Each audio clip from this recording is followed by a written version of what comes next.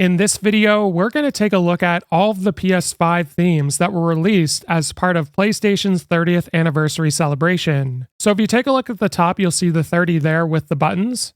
And if you press the PlayStation button on your controller, you'll see that at the bottom, as well as the 30th anniversary logo in the top right corner.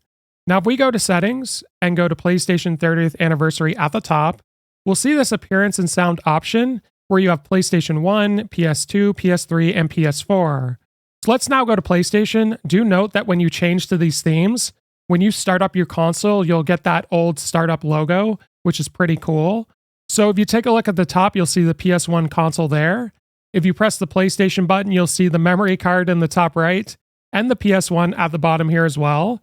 And if we go to settings in the top right, of course, you'll see it's a little bit of a different color for the background.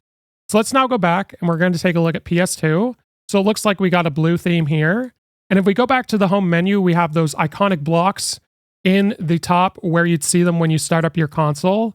And if you press the PlayStation button on your controller, you'll see those blocks at the bottom. And in the top right, we have a little theme for the time as well.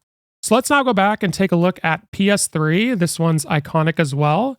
So when we go to PS3, similar type of background, a little bit darker than what it normally is on PS5.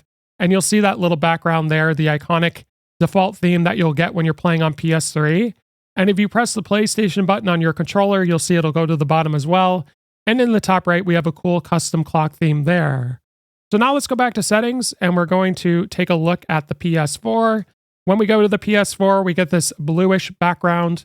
And if we go to the home menu, similar to the PS3, just a little bit different. And if you press the PlayStation button, you'll also notice it goes to the bottom.